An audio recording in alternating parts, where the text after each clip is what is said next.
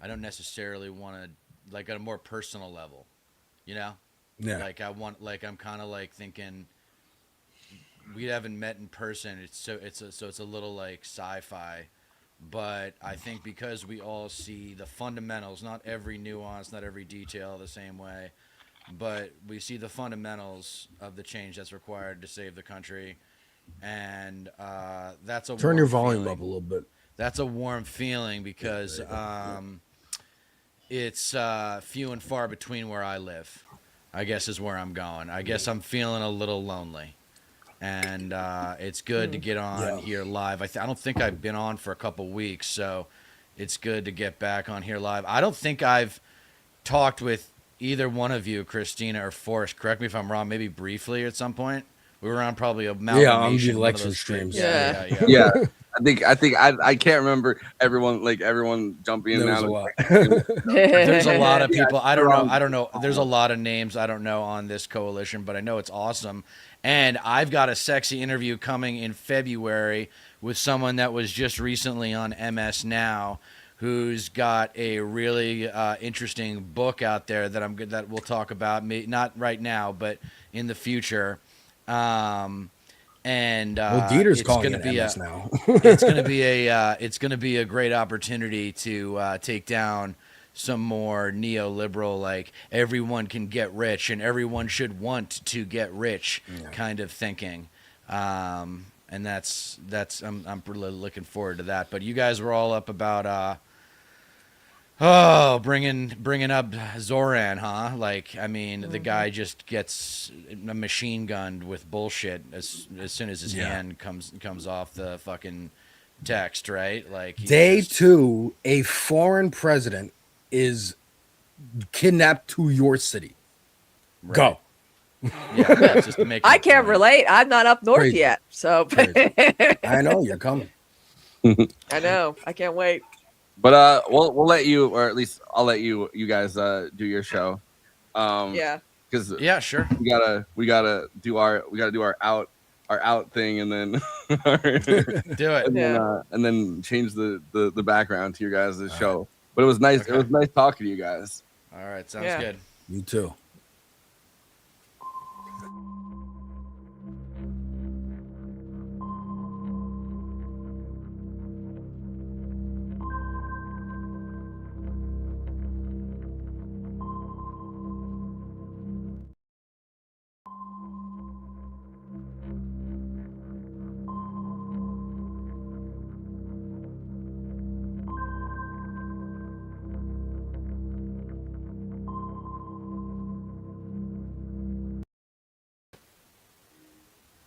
Hey, welcome to American Wasp with Deter McBizness. I am North America's favorite white Anglo-Saxon Protestant gone West Coastal, talking to you with my favorite coalition member, Devil's Advocate Productions, Alex Haha. What's good, my man? How is the East Coast? Is it cold? Yeah, it's fucking cold as shit. Yeah. It's very cold. Yeah, I don't miss it. I don't miss it at all. I really don't miss it. Well, today's going to be an interesting show. I've got like a lot on my mind because it's been a while since I've been on here live with you. I think it was before Christmas or something. Yeah.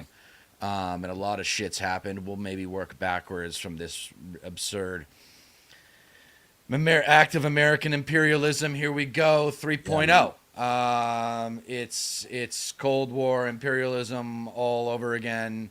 It's just a different specific manifestation, but ultimately relates back. And I hate to I actually don't hate, but because it means I've gotten a lot right in a foundational way, like I was just talking about in the previous show, is like it relates back to the core quality of the white Anglo-Saxon Protestant, which is inauthentic, narcissistic, social entitlement for those who don't already know and haven't watched my essays. And that is manifested in Manifest Destiny or American exceptionalism. All these ideas that we had a right to move from New England and the mid-Atlantic all the way down that coast through Florida and then the big one across the fucking continent. Yeah.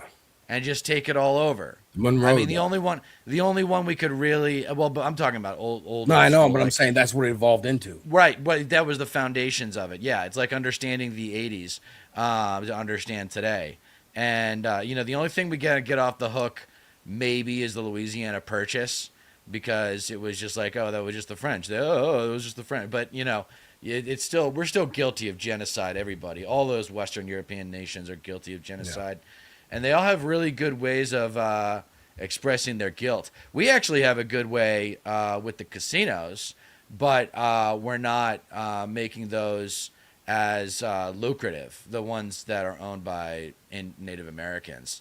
It's tragic, really. I mean, there's plenty of money to go around. Land back movement. I know that it exists. I've seen it talked about. I don't know exactly what it means, but I know that's a step in the right direction.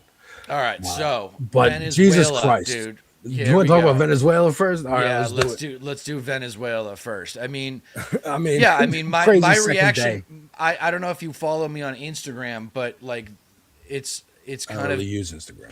Okay, well, it's annoying because I can't help but come across as like, I told you so. Yeah. Where it's like, just lowest common denominator, most extreme version of conservatism is fascism. Here's fascism. Fascism is imperialist by definition. So here we go. Like, what did you expect? Especially, and then you add in the catalyst, which is the release of the Epstein files. Bada bing, bada boom. Let's go use those weapons. Remember what he said about big time weapons when he got like the first tour of like the military fucking depot or something with weapons, and he's like, we have all these weapons, why don't we use them? We got them to use them, right? Dude, that's the mentality. He still acts and speaks like he's just a celebrity, like he's used to the press talking to him and asking him questions, and that's how he talks. Like he's right. Just all these rallies are just I love Donald Trump rallies, not you're the president and you've got a cult behind you and these are fanatical lunatics. He might see them as like weirdo fans that he doesn't want to associate with. That's probably how he sees his supporters. But he operates with this. I'm getting heat for the Epstein files. It's Christmas. It's New Year's. I got to do something big in the new year. I've been talking to these oil companies. I like oil. I keep wanting more drilling and whatever. So I want to just take off crunch. And I feel like this goes into the theory that I have that boomers like him, Putin, Xi Jinping, Netanyahu, the Saudis, they are boomers who have nostalgia for when they felt like the 80s or the 70s or whatever time period where they felt like their country was like badass and like cool and everyone loved them. And they were on the right side and they were having fun and doing coke and drugs and sex and whatever the fuck. And they want their legacies because they know they're going to die because they're old. And time comes for us all, no matter what. Undefeated. Like billionaires have not figured that out. They're living forever yet.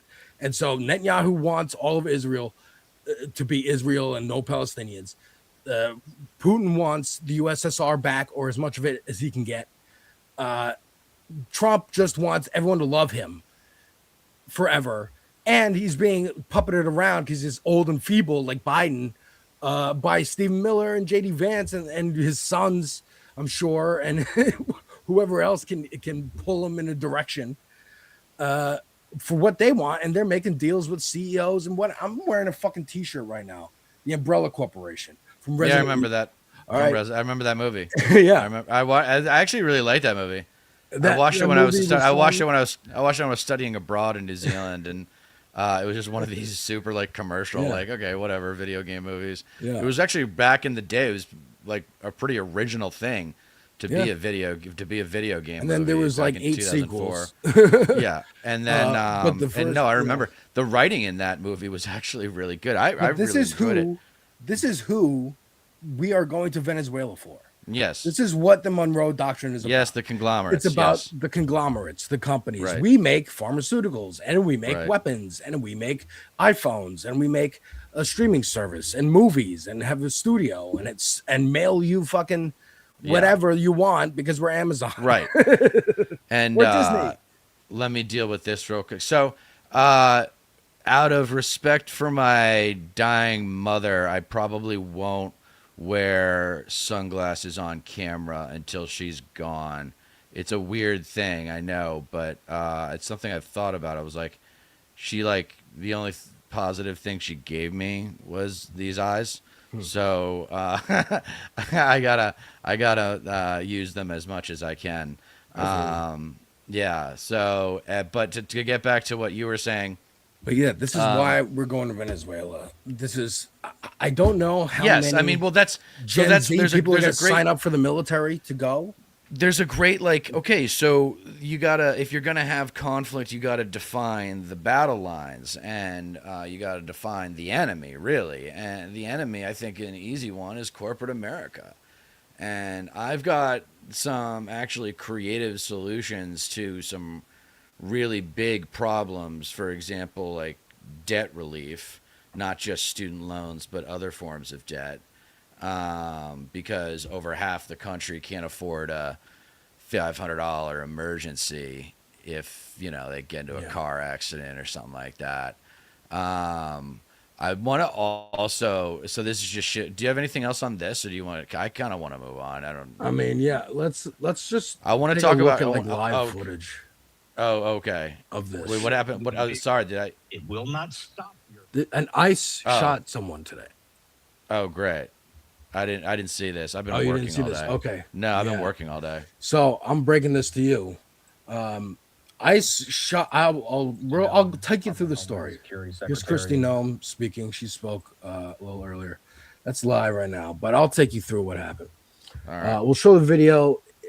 I will try and stop it before it happens. But this is what happened.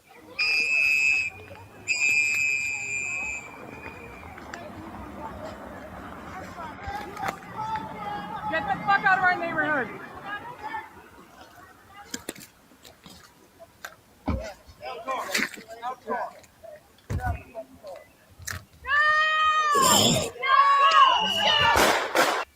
All right, so who shot this guy in the center?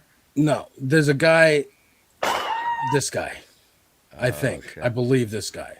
Well, he's got his hand out like he's got a gun. Yeah, and you can see him holstering it later in the video. Okay. This is the guy. Yeah. Allegedly, first moments. And fucking, this was she was identified as Renee Good, right?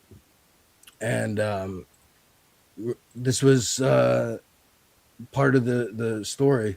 Renee was one of the kindest people I ever known. I don't know who's speaking. I think this is her mother. Her mother identified her. She was extremely compassionate. She's taken care of people all her life. She was loving, forgiving, and affectionate. She was an amazing human being. Good had previously been married to Timmy Ray Macklin Jr., who died in 2003 at age 36. Macklin's father was shocked to hear the news that Good had been shot and killed. He said Good and his son had a child who was now 4 or 5 years old. There's nobody else in his life. Macklin Sr. said, "I'll drive, I'll fly, I'll come to get my grandchild."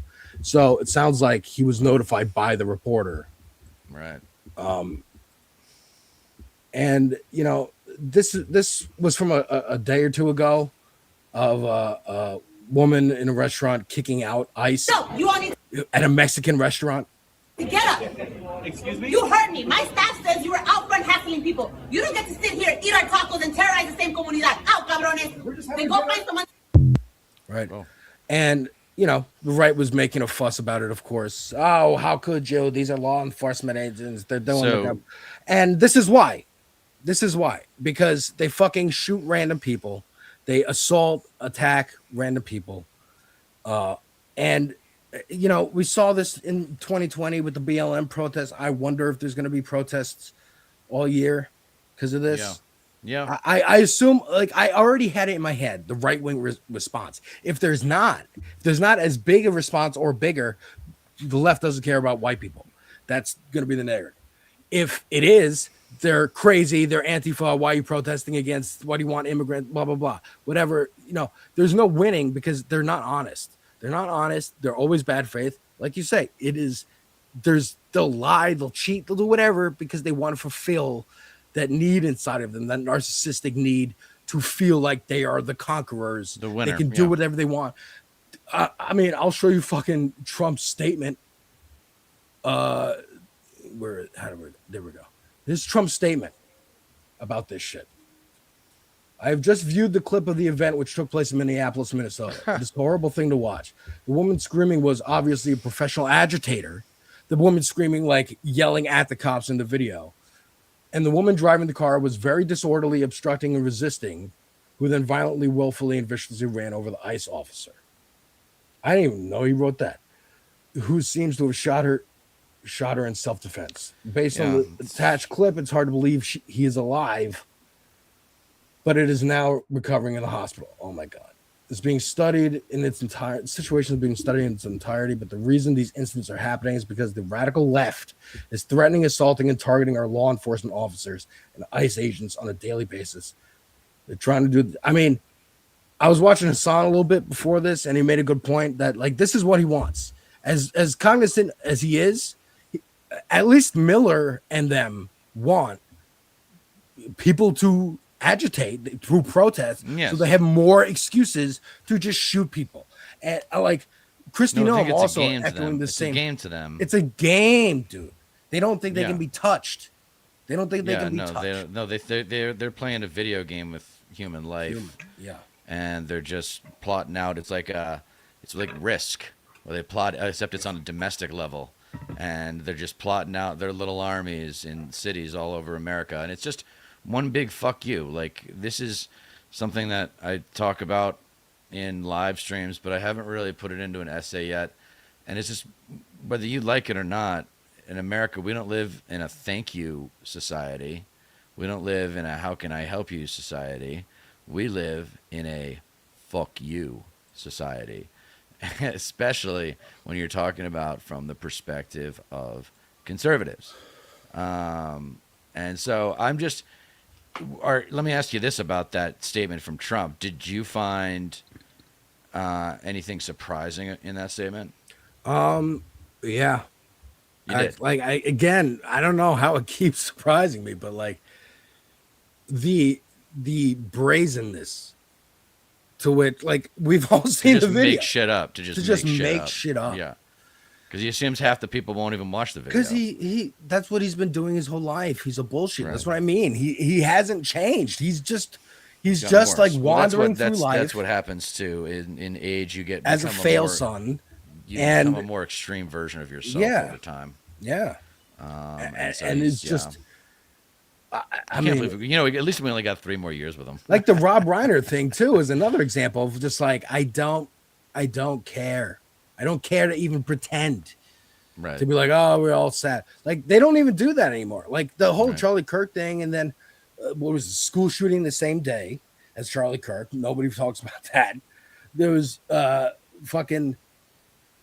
and then Rob Reiner dies. Reiner dies, and the response is like totally... people, again, look, people are dumb, I've always said, but this is dumb enough for those people to understand what's going on. These are responses from our leaders on the left, and what should be the median response, because what has been from Schumer and them, like on Venezuela, and this has been insufficient. Here's AOC. Congresswoman, can I real quick get your reaction to the shooting death in Minnesota of the woman by the ICE agent? This is what, it's a nightmare. It's a nightmare. This is what we've been warning about for a very long time. And it is, I'm just, it's tragic to say, but from the moment that, from the moment that this Congress decided to authorize and explode ICE's budget, they are accountable to no one. It's important that people know that ICE has less accountability than virtually any law enforcement agency in the United States. And yet they are some of the most well-funded. They're operating with impunity. And we just saw them murder an American citizen in cold blood in the street. And despite whatever lies that the president wants to say about what was happening in this, you can see what happened for yourselves. They shot a woman in the head in cold blood on the street. I hope that this incident is prosecuted to the fullest extent of the law. And this is an agency that must be reined in. Okay, so we'll bring it back. So where's the F word, fascism? I mean, where is it? Like, that's my only issue with it. I mean, it's fine. It's a good response or whatever. But and the other thing I want is someone with my perspective, which is stop being surprised. Yeah, wasn't this just a matter of time? Yeah. You know, it's like the internet. I mean, that's what she's trying to convey is like, obviously this was going to happen. Obviously this was going to happen. Right. This is, you've seen them explode in budget. You've seen the ads saying join ICE that just start right away on YouTube and Twitter and all over the place and your TV screens. You've seen. Okay, no, Boku, I'm loving your contributions because they're very like aesthetic. Her eyes being big are a big part of what makes her so attractive. True. Big eyes are usually a big thing. Anyway, you know, yesterday was January 6th. I know, my mother's birthday. Wow. Yeah, isn't that fun? Actually, one of my friends' birthdays as well. Oh, yeah. I was watching, and I do this sometimes. I did it in 22, and I have done it occasionally. I'll go watch the Majority Report live from that day because that's what I was watching. And you see them start to notice over time at looking at Twitter, doing the show, like, oh my God, what's happening? And the footage coming in and what it was like to be in that moment. It is like 9/11. And even 9/11, like, and Sam said something to the effect of, you see in the Tea Party 10 years prior, people spitting on Congress people going into the building and nothing happens. Mm-hmm. You see, like, you know, Christina and Forrest was talking about Charlottesville, Heather Heyer. You know, what happens? Do people stop voting Republican? Does the Democratic Party do anything at all ever? More and more, it creates breathing room for more heinous shit to happen. And I feel like I got to point out that a reason they're talking about this, the media at least, at all, is because it's a white woman, a white suburban woman. Yeah, I think that's a big factor, Gen Y, like us, fucking, like you. You know, just so blatantly in the middle of the day, she's driving. The video is what the video is what makes it happen. But you know, but I think too the Black Lives Matter protests and the videos of grandpa somewhere getting like pushed over by the cops and really like manhandled, and like grandmas and fucking white people getting harassed, and that's when people go, oh, wait a minute, maybe we shouldn't have done this. And I don't even know if that's happening. Like, again, I watched Andrea, I watched Jake. Like, we're talking into the internet, and we hope people are listening. We hope people are spreading our message. We hope that someone out there will be inspired to run, to organize their community, to protest, to do the things that, like, dude, voting is not going to be it, man. Well, if you want, I mean, yeah, you're talking about long-term sustained success, not just flash in a pan.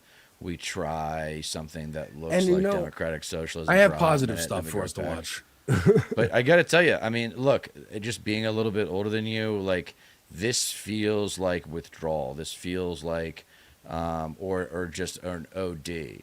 Like a heroin. Feels like an OD. It feels because like it's like it's Iraq again, 20 years later. Like, and we're not even like barely even out of the Middle. We're not even out of the Middle East. Like, not really. And we're already talking about going back with Iran, and we're already doing South America shit. Like, buckle up, America. This is why I'm not traveling. I'm not traveling until he's out of office. I'm not getting outside the country. Like, I'm sure that, anyway.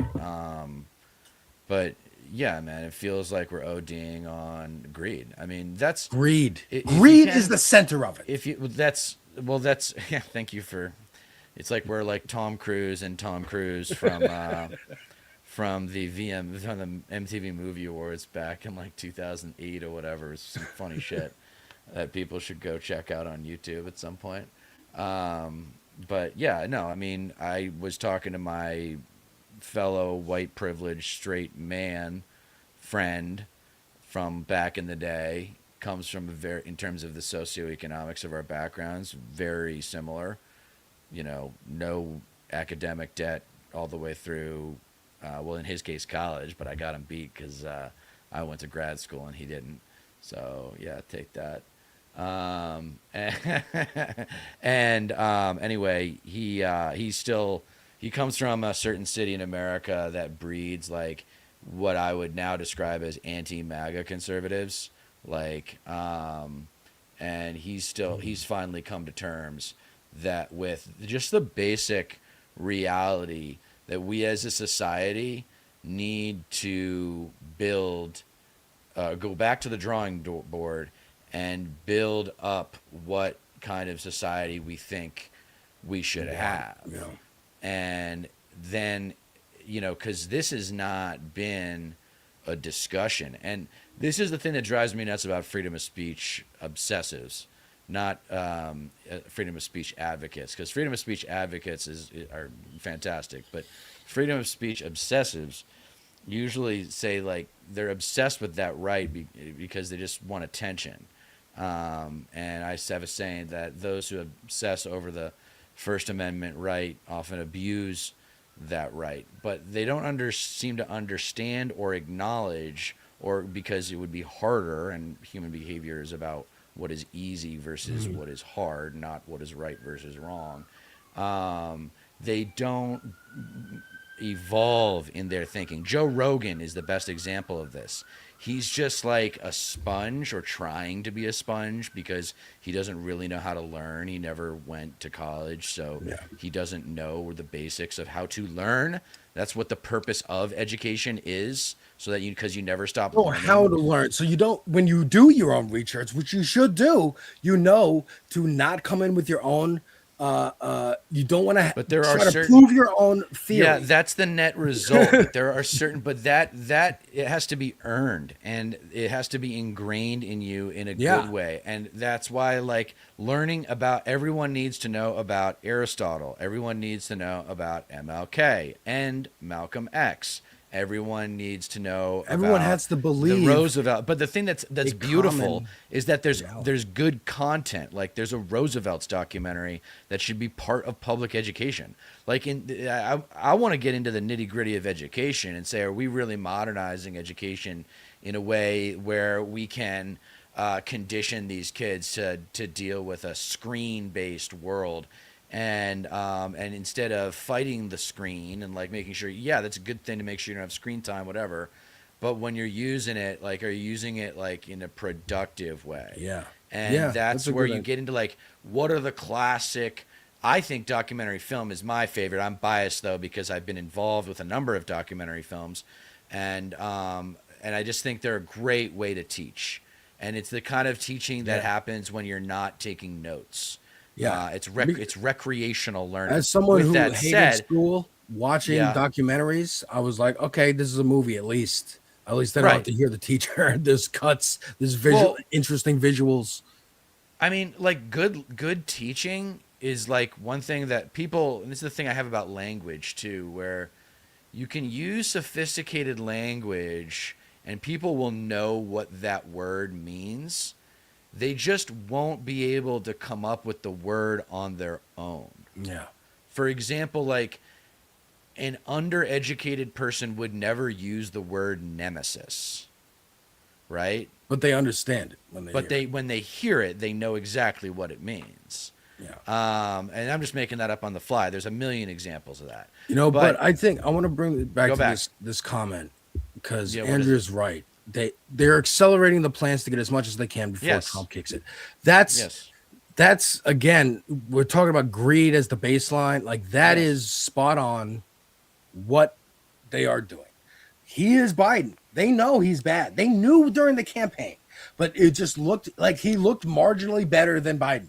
He did in the debate. He looked more like he could be cognizant of what's happening. And we're choosing two fucking rotten old men. Yes. And he was the more cognizant one, so people voted for him.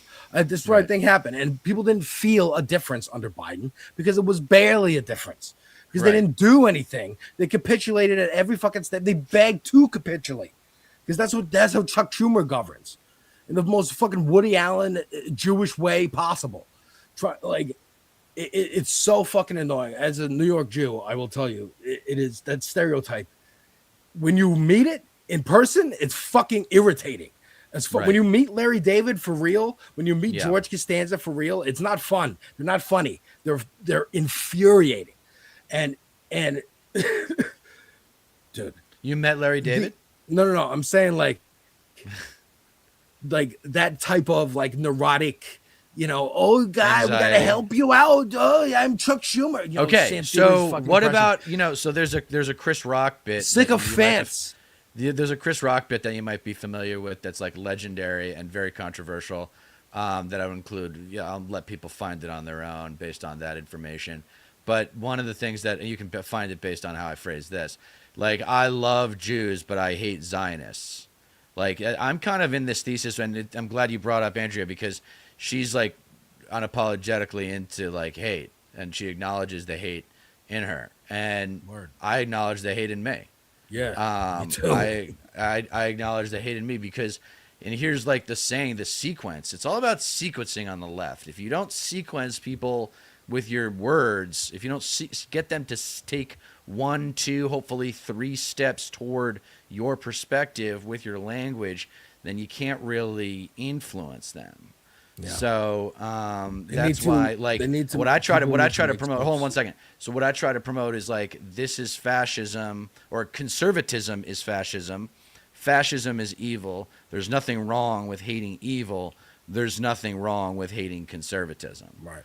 And then just being kind of disgusted with neoliberalism or tired of it, if you want. There's a diversity of emotions people can have with it's cringe with neoliberalism, but when it comes to conservatism, it's got to be pure hatred. It's okay. We can unite around this. That's the thing. If you're a social psychology student, you learn this very early on. And this makes intuitive sense. This is where, like, social psychology will also teach us that we all have racial blind spots. Technically, we're all racist. I got some news for everybody. But yeah, anyway, it's like, what was, I just lost my train of thought. You take it over. Where are we going next? Well, we're going to more responses to this. There's Zoran Momdani giving his response to what happened in Minneapolis. First, just want to make clear that the news coming out of Minneapolis is horrific. This is one part of what has been a year full of cruelty. And we know that when ICE agents attack immigrants, they attack every single one of us across this country. And this is a city and will always be a city that stands up for immigrants across the 5 boroughs. And I have made it clear to everyone within my city government, and that extends to NYPD, that we are going to uphold our sanctuary city policies. We are going to adhere to them. That is why one of the 11 executive orders that we signed was to repeal the previous administration's order to allow for collaboration with ICE on Rikers Island. What we are going to be doing is following the laws that we have set, laws which have kept New Yorkers safe. And we are going to make it clear to each and every person in the city what their rights are. That's why we took the time to make a Know Your Rights video, because it goes back to the earlier question.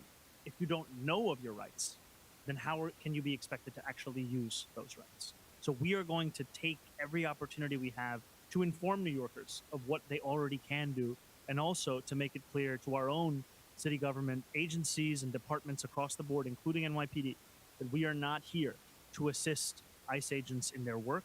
We are here to follow the laws of New York City. I mean, again, sorry it was quiet, folks, but that's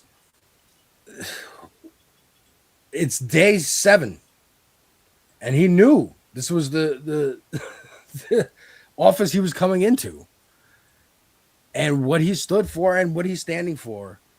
You know, I'm just interested to see how it works in practice. He's taking the right stand. He's using the right it's on words. Jacob Frey right now. Like, it's on his head right now. He's going, like, he's made the statement, get out.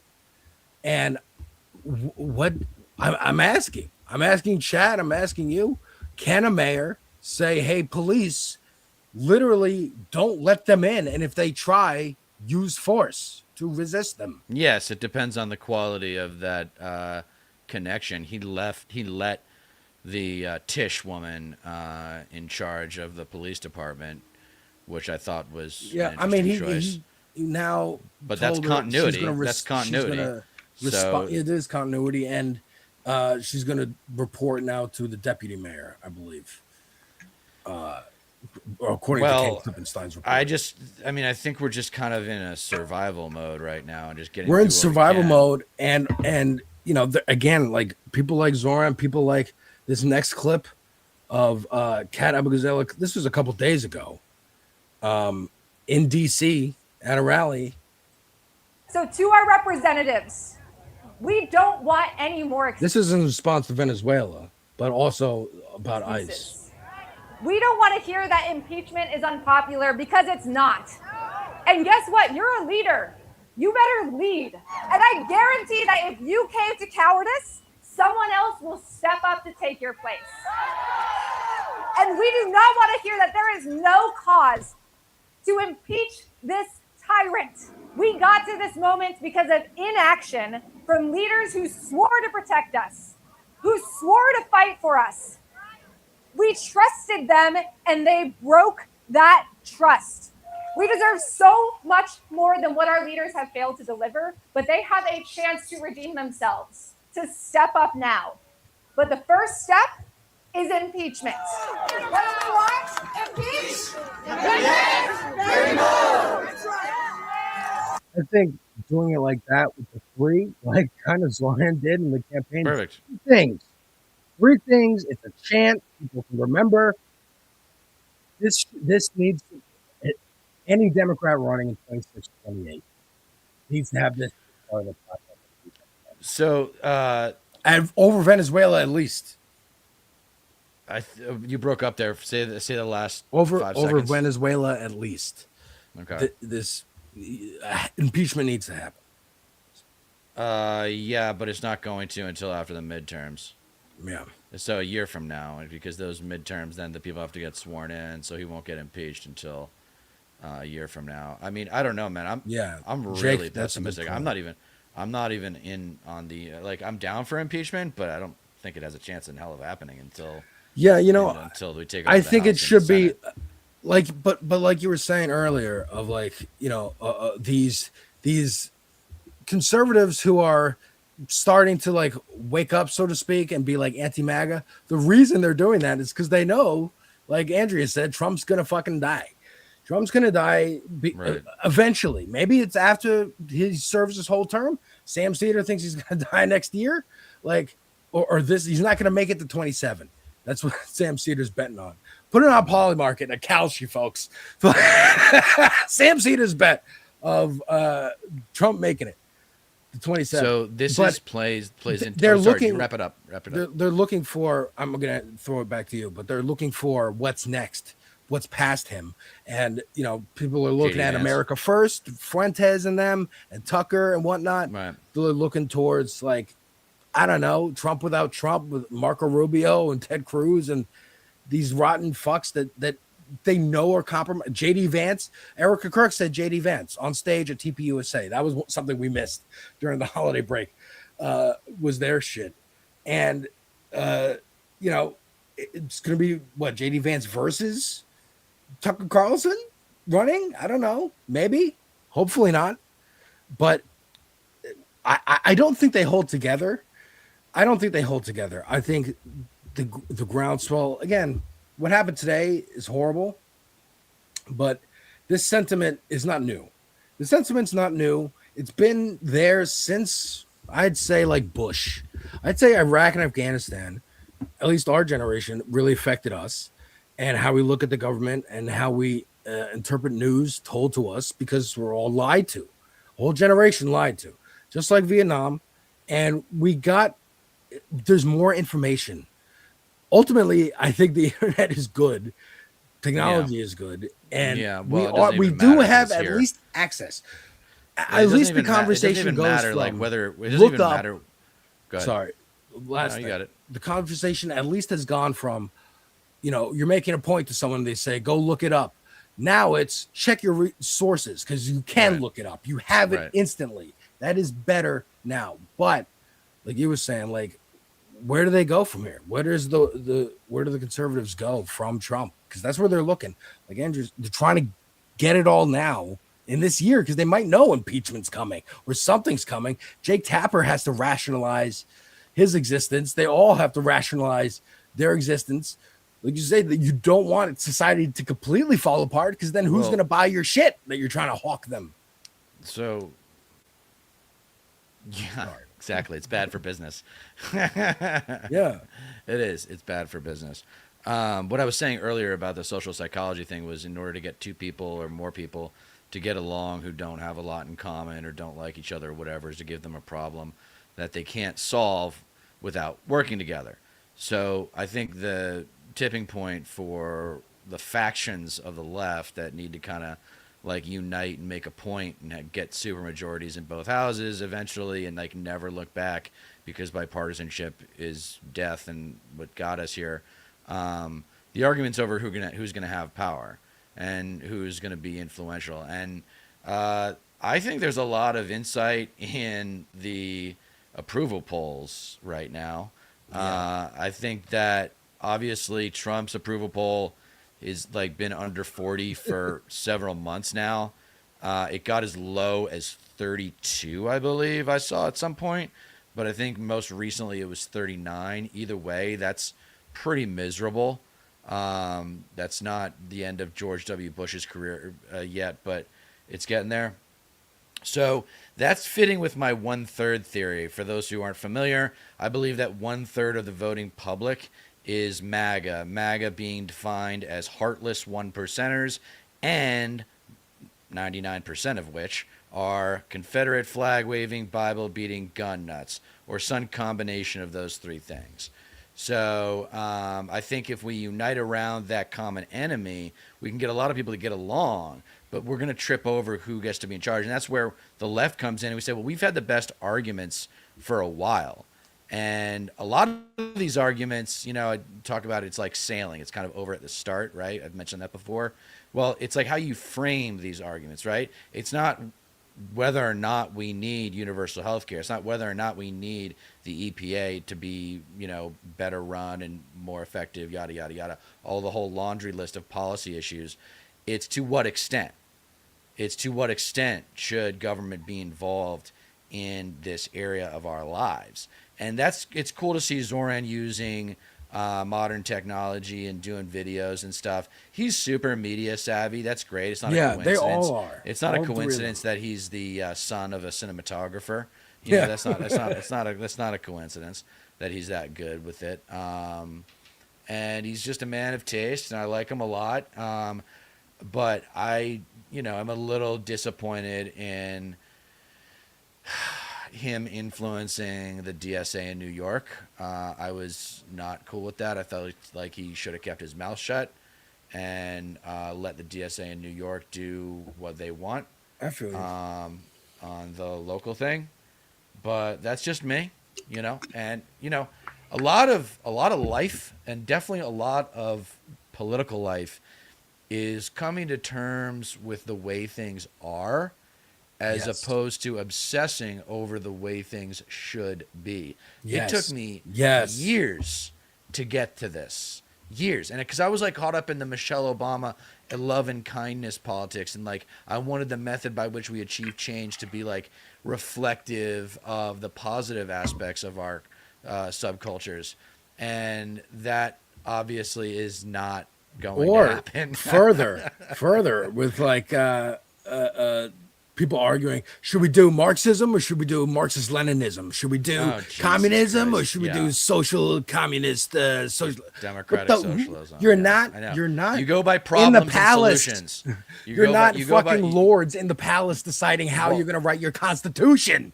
You're fucking on Twitter arguing. Fucking make a sign. Go outside. I call it the panacea play. They think if they get the right terminology and the right theory and apply it, then everything's going to work out great. It's almost like a false god. No, and it's just like, random you just have people. What do people who organize institutions do? They make whether it be explicit lists or implicit lists, but ultimately lists of problems that they have to solve. And so we should just go problem by problem: healthcare, education, environment, elections, guns, cops, criminal justice. I mean, and again, those opinion polls are all very clear on those topics. Right. This is not quite an opinion poll. This is an Axios article that I don't have a subscription to, but we only need the first line. The U.S. is undergoing its fastest religious shift in modern history, marked by a rapid increase in the religiously unaffiliated and numerous church closures nationwide. What do you make of that as someone who talks about the Bible beaters and like, are people just like, we're not going anymore? Okay, so two things. One is this is great news because this is the exact opposite of what Hollywood is doing, which is trending towards religion, right? Yeah, the David movie, the David and Goliath movie. Yeah, it's disappointing because I always wanted to make that movie myself. You still secondly, can. Yeah, I could. I mean, do you know what David? There's not a monopoly on Bible stories. No, I know. There's no rights. There's no movie rights to be sold. Not yet. It's ancient. Disney hasn't bought it yet. Yeah, it's statute of limitations on that. Can you imagine when Disney tries to buy the Bible? Yeah, I'm sure. Trump will sell it to them. Yeah, right. If some get rewrite patent law. Yeah. But do you know what David did after he killed Goliath with the stone? No, you know what he did? He took Goliath's sword and cut off his head. Word. Yeah.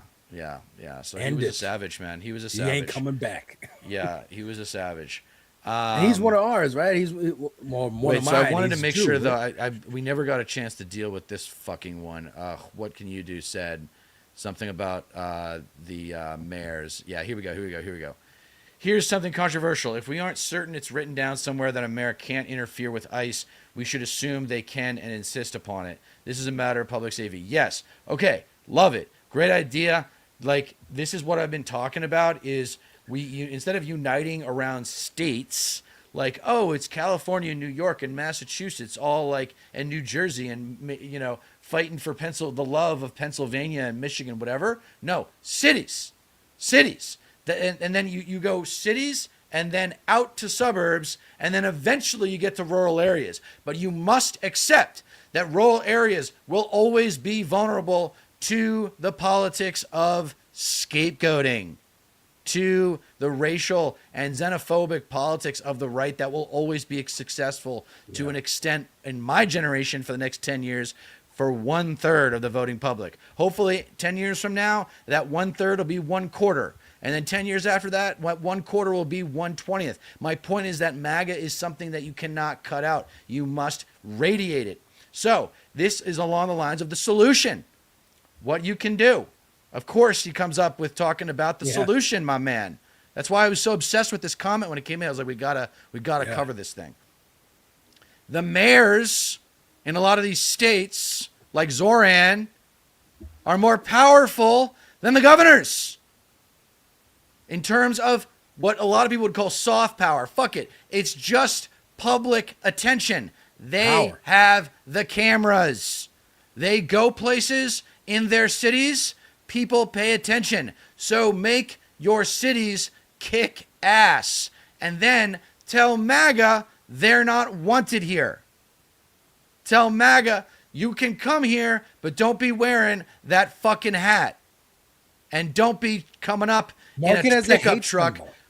Yeah, well, that's ultimately what I want. So, but what you can do is making a great, touching on my point here, and I think it starts with the I-95 corridor of the mayors of Boston, New York, Philly, DC, Chicago, Baltimore. That's the inner circle of like, how does this happen? how does this unity happen? You have to get behind someone, Yeah. and I think right now it's Zoran, but eventually it's going to have to be, eventually it's going to have to be someone in the establishment party, and it's the replacement for Ken Martin. I mean, really don't think this party has a chance until Ken Martin's out of power, and maybe Hakeem Jeffries. Ken Martin is the chairman DNC chair? of the DNC. Okay. Yeah. Yeah. Then yes, because I don't even know who the fuck he is, so he's not doing his shit. He was the one that said we're not getting the autopsy on Kamala Harris's election loss because of Ken Martin. Yeah. I think like to inject a little positivity here. Yes. This is the same area as the park. It starts with a Z. The park in New York. I fucking forget what it's called. Central where Park? Occupy Wall Street happened. Washington State Zuccotti Park. Park. Okay, I don't know. And this is 15-ish years later of those people who met there. Some people it inspired them. Some people who saw it on TV, saw it covered, inspired them to get involved in their fucking communities. Fucking Good. Talk to people, organize, run for office. Just fuck it. I'm running for office. Fuck it. Graham Plattner's running for office. Cat Abou-Gazel is running for office. Okay. Like, these people are running for office. Just join the DSA. Just join the DSA. They're joining the DSA. They're doing smaller steps to get to that place. Yeah. But it's all at once, and it's like, fuck it. I'm doing something. I'm not just stopping. I'm not just gonna. This didn't work. Wall Street's not over now, and I'm going home and going back to watch TV. They stick with it, and you get a mayor after a while. Sometimes, if you're lucky. We will deliver nothing less as we work each day to make this city belong to more of its people than it did the day before. Here is what I want you to expect from the administration that this morning moved into the building behind me. We will transform the culture of City Hall from one of no to one of how. We will answer to any billionaire or oligarch who thinks they can buy our democracy. We will govern without shame and insecurity, making no apology for what we believe. I was elected as a democratic socialist, and I will govern as a democratic socialist.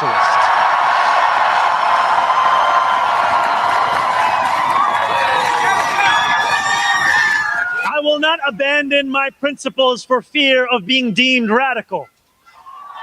As the great senator from Vermont once said, what's radical is a system which gives so much to so few and denies so many people the basic necessities of life. We will strive each day to ensure that no New Yorker is priced out of any one of those basic necessities.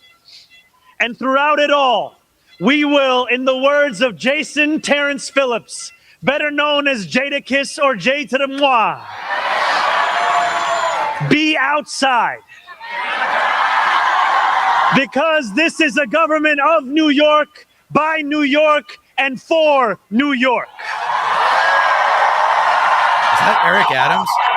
Did you see Eric Adams? Yeah.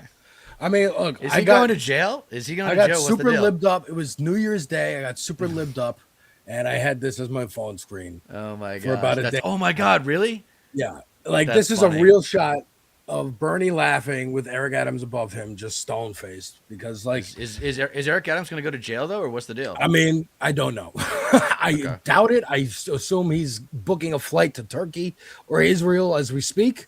But that being the day one of 2026 was pretty great. And then day 2 or 3, fucking kidnapping Maduro and bringing him to New York was pretty devastating. And it felt like yesterday I talked about it. It felt like January 6th, like that footage of that I watched, Majority Report, slowly realizing like, hey, we're happy about Warnock and Ossoff winning this Georgia Senate race. That's what our show is going to be about today. And then, oh my God, it's an insurrection. It's a coup attempt. Mm-hmm. And again, Trump sat around in Mar-a-Lago for 4 fucking years. not going to prison, not getting prosecuted for this. Turn the page, the temperature will go down. It's over. No one's buying it anymore. Kids aren't buying it. Younger people aren't buying it. We don't buy it. Fucking even older it's over. It's a pressure cooker. People can feel the pressure cooker because, like Andrew brought up, they're trying to get it out. They're trying to get squeeze every fucking dollar they can out of the fucking world before the leaders kick the bucket and the rats try to scurry back away. So that fucking Jared Kushner, you'll never fucking hear from him again. You'll never hear from a lot of these fucks. Nick Shirley, that guy who's doing the daycare like fraud. So would thing, you be pro blacklist after this? Like prosecute. They've committed crimes. Well, I mean, but there's limitations to that. There's limitations, sure, but they need to be. But immediately, you could have rewritten by our side. I'm just trying to think about cool things that politicians could do to get attention and influence the public. Okay, so what about if you had like a political figure running for office in some big time way or whatever, and getting a lot of media attention, and be like, hey, if I get into power, all these people, they're not going to be welcome in this town. And I was thinking actually a high-tech version of this idea would be you have an app that you can buy and you take a picture of somebody and it tells you whether or not they're MAGA. I think this is not a bad idea. Tech billionaires, get on it. I think they should do like we're talking about. It's a blue tea. If we're thinking about it like a blue tea party, and it's been going on since 2018 with the election of AOC and the squad and Ilhan Omar and all that, joining Bernie and helping out. If we're at the step of, do Ron DeSantis, just start doing shit. Do like Greg Abbott in Texas, just start pushing authorities. Make MAGA hats fucking hate symbols, and you cannot have it if you're I mean in Germany they have the swastika is illegal. You can't even make ICE illegal in the state. Like dissolve ICE. Impeach. Like you have I mean, to. So that was one thing. That was one thing. Things. It's a Deter trichotomy. I don't have a number for you, but it is a Deter trichotomy in terms of how to treat MAGA. It's like counterintuitive because a lot of cultures and religions, not just Christianity, they emphasize forgiveness a lot. Okay, I am of the opinion that forgiveness is flawed because it lets the people back into your life and it gives them an opportunity to hurt you again. Okay, so I actually say, with respect to MAGA in your life and on a public level and just in society for the next rest of their lives, like never forgive, never forget, and never respect ever again. Like you come up with these really good arguments for policy, and then you anticipate what the criticisms are going to be, which I think is good, but we don't even need those. My point is like having the good arguments anymore. It's just it's a 1-2 punch. I describe it where the easy punch is the right hand, which is MAGA trash, you are idiots, bullies, and cowards, and then the harder punch is the left hand. What's the replacement?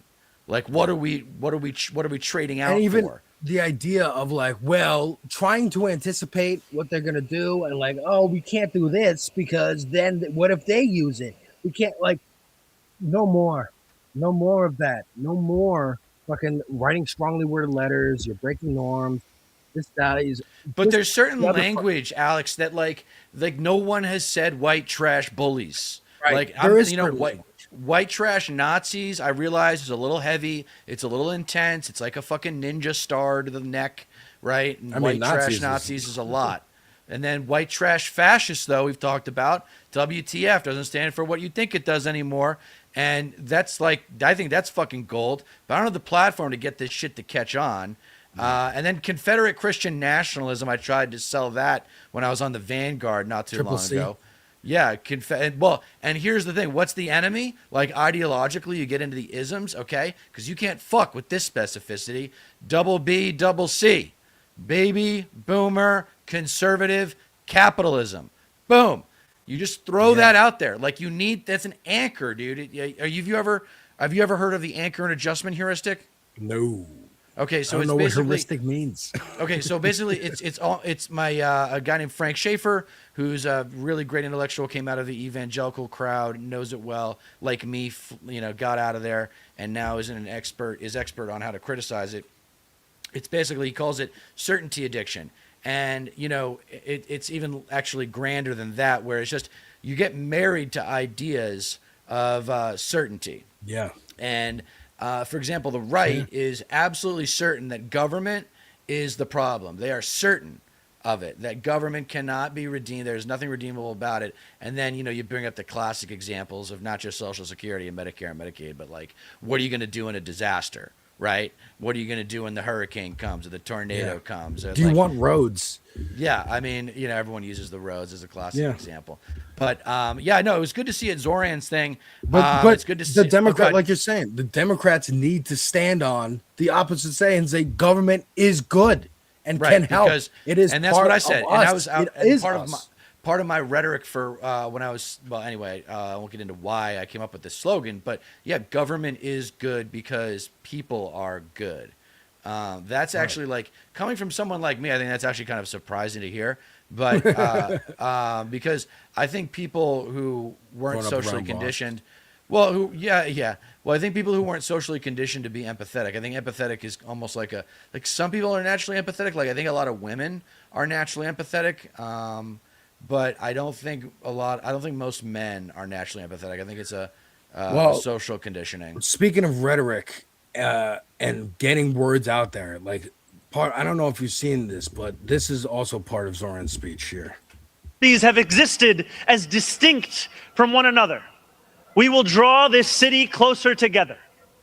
We will replace the frigidity of rugged individualism with the warmth of collectivism. Yeah, I saw that. If our campaign demonstrated that the people of New York yearn for solidarity, then let this government foster it. Because no matter what you eat, how you pray, or where you come from, the words that most define us are the two we all share: New Yorkers. Put that on a national stage, we're Americans. Right. Like that, like you're saying, he is putting it out there now. He said he's being bold. I'm not backing down. We're not doing so. I'm telling you. And he's not dumbing it down. Less. That's the nice thing this is not Obama again. I think that's a sneak diss on Obama when he said, we're told now in writing this speech that I should tell you to expect little and receive even less. We're not doing that anymore. We're not. I think it's a little dig at Obama, like hope and change. Okay, and now I'm in office. Kind of calm down. All right, we're not going to close Gitmo. We're not going to stop the wars day one, like I said. We're not going to codify Roe v. Wade.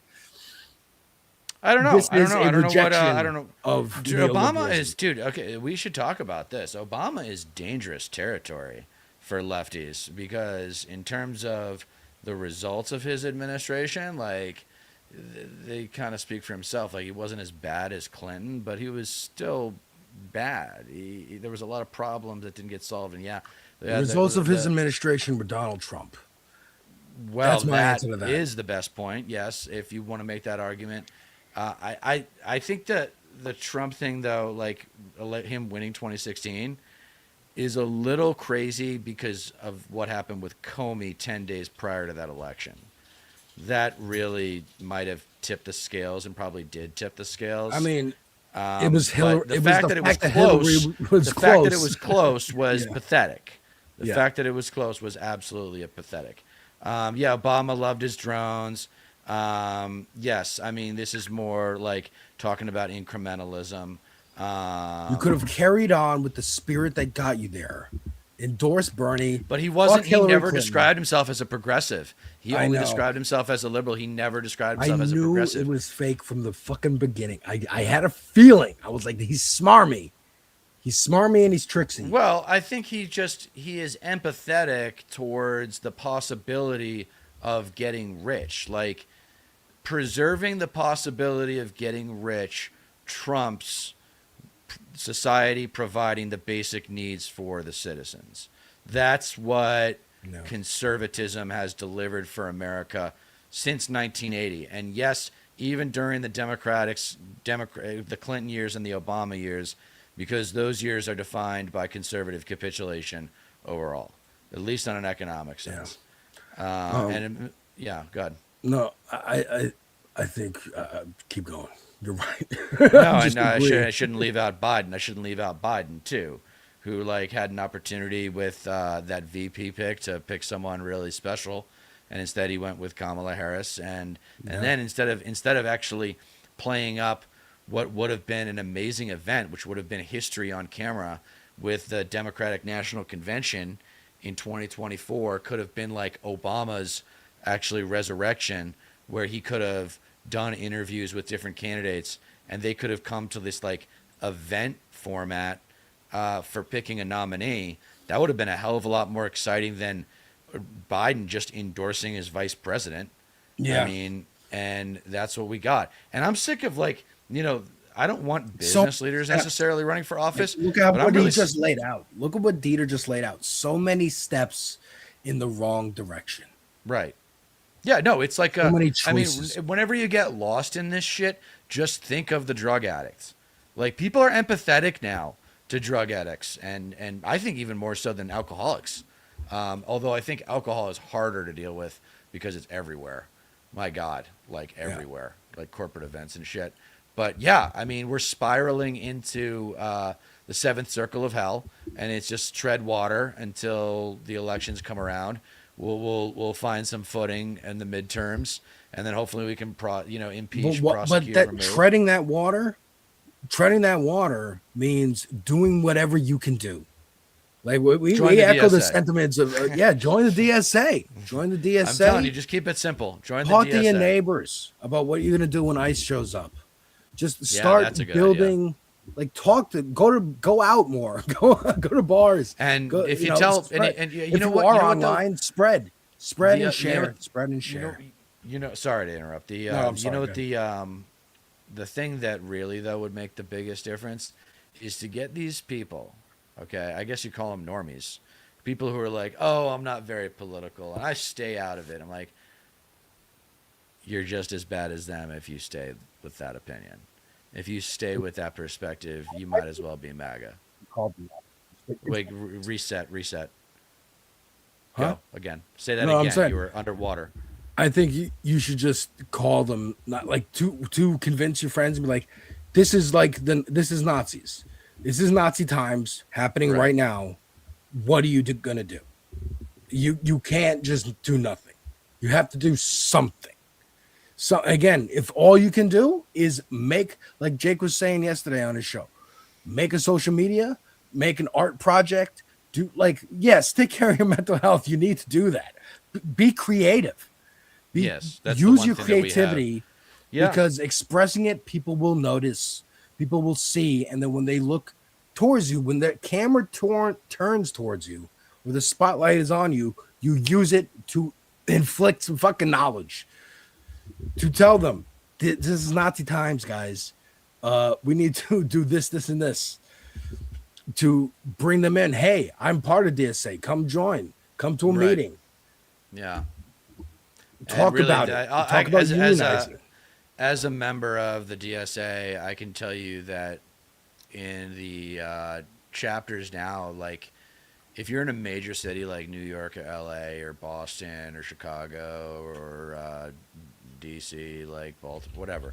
Usually in the major cities that already have a good amount of DSA activity, you can just go to the meetings and there's not going to be a lot asked of you.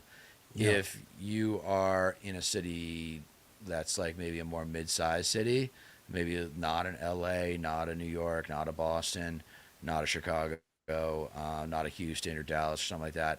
And the red state cities are always tough, by the way. But they need steering committee officers. They need people to step up and like get some basic organizational work done. Yeah. And it's not like that much work. It's really not. So if you're at all curious about how you can get involved, or even if you want to, help, your local, that should be your route. Yeah, your local Democratic Party. I remember a story. Do both. A caller into a show, probably Majority Report or Doomed or something. Matt Bender. A caller's like, I went to my local DNC office and it was just like 3 old ladies, and they were like, "Oh, do you actually want to do stuff?" And we were just like hanging out. This is where we knit. Here, you can like be in charge if you want.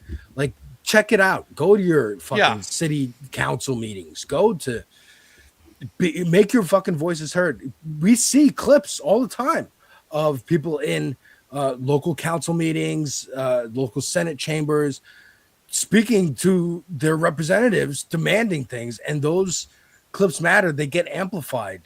Right. The media, the billionaires are trying to win. They're trying to buy all the media, right? Bezos already owns a lot but of not it. all the billionaires, okay? But not all the billionaires. It's really like you got to pick. You can keep track of the ones that matter, okay? Yeah. Like, first of all, Bezos. Bezos is the easiest one, like, because you can. But there are some who are quiet. But there's Bezos. Oh yes, those are those are the ones we don't know about. But like the Ellison family, David and Larry, like, get to know them if you haven't already. The Sacklers. The Sacklers shouldn't have been forgotten. Yeah, the Sacklers. I mean, Emma Vigeland did great on CNN when she said they were talking about we kidnapped Maduro because or I think this before they kidnapped him. We're bombing these boats because of narco terrorism. It's like, well, should you bomb the Sacklers then? Because they created the opioid crisis in America with OxyContin. Demand. Yeah. Should they be hung in the town square? And then the guy was like fixated on town square. But I think I want to ask you, for the last, we're going long here, folks. It's about 8:30. For the last bit of this, would you like to make fun of some right wingers and general political figures? Sure, you want to do some? You want to do? Yeah, I got a clip of Matt Walsh. MAGA trash. Who I still maintain is your bizarro Walsh? version. Yeah, Matt Walsh. He was on break. Yeah, but you've got a little like Santa Clausy going on. Grizzly Adams going on over the winter. We're keeping our faces warm, folks. That's what men do. But he was on Breaking Points talking about Venezuela. But just a month ago, he was talking about anti-U.S. interventionism. He's an isolationist, very much so, like with Tucker Carlson.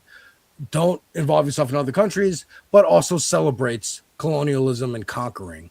So here he is on Breaking Points, just defending what's going on. And the right is mad at him because they think he's just puppeting.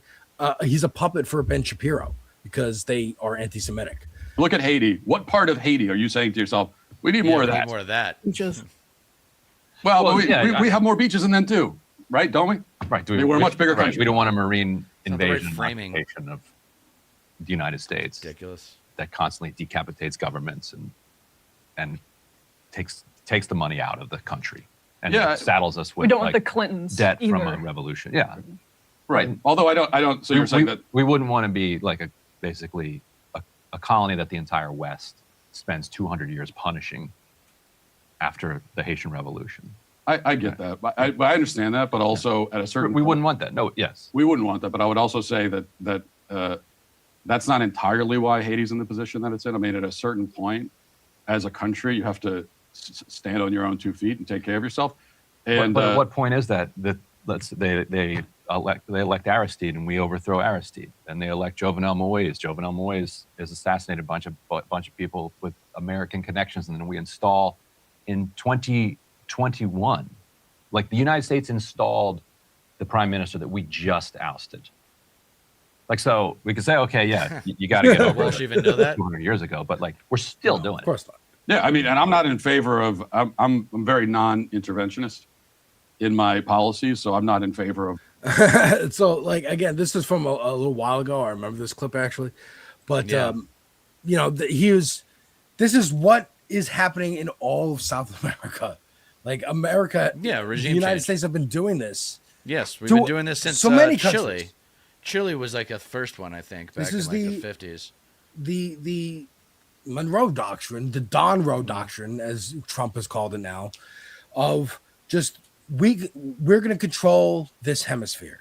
This is ours. It's gangsters. It's gangster international capitalism. Yes. We are just gangsters, and we're divvying up our territories. Right. Now we're talking. That's what it is. So who are the Putin, Netanyahu, Xi, Trump? Yes, they're gangsters. The kings in the Middle East. I don't know their fucking names. MBS. Like they are like, we're gonna divvy this all up, and then plunder everything out, Africa, whatever, and then we'll share. And then because mobsters are fucking idiots. Always, they're idiots. Criminals are stupid, superstitious, and cowardly lot, as Batman says. They're fucking idiots because then they don't think ahead and go, okay, well, when there's only 5 of us, then I'm gonna want more than that guy, and that guy's gonna want more than me, and that guy's gonna want more than all of us, and we're gonna have to stab each other, and then we're all dead.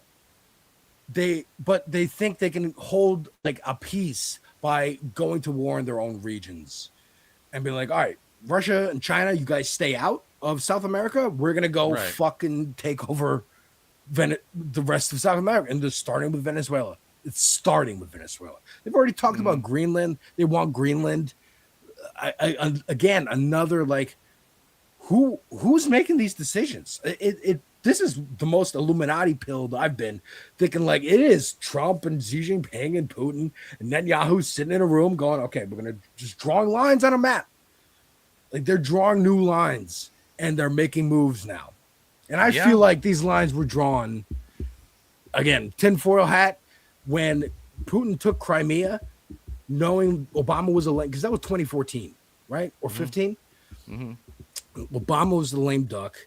He wanted Trump to win. He knew Hillary was going to fucking not stand for that because he's dealt with Hillary as Secretary of State. And then he's just like, all right, Trump gets in. That was the whole reason behind Russiagate was like they want him in so he won't push back against the Crimea thing. Right. That was why the main, Maddow and them believed that shit. And look what happened. Look what has happened. In 10 years after Trump became fucking president, man. It's 10 Russia's years since 2016, man. Russia's only become more influential in our politics. I mean, the funny thing about yesterday's anniversary, by the way, the candlelight service. Did you see that candlelight service thing that they did? No. For January 6th? All of the establishment Democrats went and... oh, my God, really? On the steps of the Capitol, they holding knelt candles. in kente cloth. I mean, look, they did something, and people should remember it. That. People should remember it because look, it should be speeches. It should just be fiery speeches. It should be. Where's the fire on the website? This is like that's the thing. On is the like White House website, they fucking changed it. They put out the official order of events, which is what Trump says happened. I'm sorry. Go ahead. No, it's fine. But talk about something that was not politically monetized to the extent that it should have been, and just another failure on the part of the establishment Democratic Party, who has a worse approval rating than Trump does. They still 18%, show footage. I think. Yeah. I mean, they still show footage of 9/11 on 9/11, like a fucking anniversary of something. It's fucking crazy. And they should do it with January 6th. I think some networks did, but like, it is, but as a New Yorker, watching that every fucking year after 9/11, because they did it all over the country and you guys saw it, you were there. But as a New Yorker in particular, every time I saw that footage, I'm like, and this is why we're in getting oil in Iraq.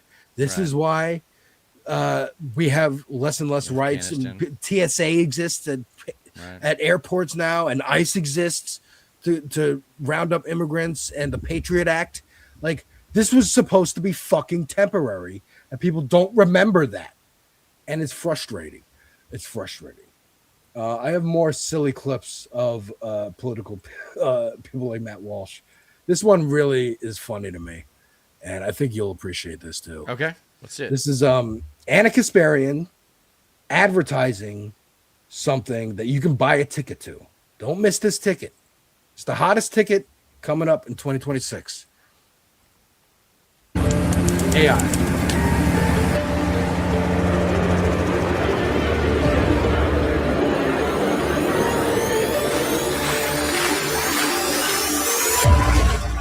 I don't need the music, really. What? You get the music. Gavin McBizness. Fuck that guy. Yeah, he's a big part of this problem too. What is this? Like, is this AI? Yeah, this is an AI ad for what is Like being an advertised MMA? as a MMA event or a boxing match, just debating. Anna Kasparian versus Pearl Davis is the main event. These other ones are headliner undercards and prime showcase. I don't know if this is directly boxing terms. You would know more than me. Yeah, at the top But of the like, card. Yeah. And this is what they envision it to look like, by the way. I can't wait for the pictures to come out and there's like 10 people. But this is what some political commentators are choosing to spend their time doing. And I think this goes exactly into what Jake and Andrea were talking about. And like, yeah, sometimes, it is a grift. Sometimes it is a waste of fucking time to watch people. Because if you really believed in Anna Kasparian, if you really believe in, I don't know, Pearl Davis, or who else is on this fucking Gavin McBizness, if you're a Proud Boy, you followed that man and you ended up locked up after January 6th, or you ended up locked up because you fucking did something in your own neighborhood and Trump didn't come to your rescue because you're a fucking meth head or whatever, this has got to be should piss you off if you're a fan of them. And if you're not a fan of them, like we are, it's just hilarious that this is what they're doing. I think it's a good litmus test that if you're a real lefty, you understand that Anna Kasparian is not really a spokesperson in our universe anymore. Yeah, I think she's an outcast as far as I'm concerned. She is acting like she is trying to get her bag before all chances of it going away. And yeah, I don't really respect her. All these people. I mean, Gavin McBizness hasn't been really like seen or because he was running. What's crazy about Gavin McBizness? The Proud Boys was like a designated gang, and he was in trouble. But what's crazy about him is he had Vice Media. He started Vice Media, and had a really cool foot in the door in alternative media, and he like got booted. He like fucked it all up. And then he got booted from that, and now he's like this right-wing activist. Yeah, whereas Tim Pool as Vice had some incredible expose content back in the day that was really important, actually, like during the W years. But yeah, it's Anna Kasparian. Like, you kind of lose credibility if they had. I mean, and it's just stupid. Like, what are we doing? Like who is buying this is those like tickets? WWE. This isn't even a comedy. This isn't like you're fans of like Rogan and Theo Vaughn and Andrew Schultz and whatever. Oh and yeah, at least can we competent comedians. Can to we an finish extent. talking? Can we finish this episode because we only got a few more minutes left? But can we finish this episode with talking about the Riyadh Comedy Festival? Because I saw a little bit of the most recent Dave Chappelle stand-up comedy set. Yeah. But the special, but I didn't watch all of it, and I didn't even watch a third of it because I felt like Dave Chappelle violated, an unspoken agreement between his audience and himself about not supporting a clear dictatorship that subjugates women. I think I thought we kind of had a deal there. the comedians who went there and kind of shoot it off as like this isn't a big deal, but I'm trying to get my bag. Like, I do understand to an extent.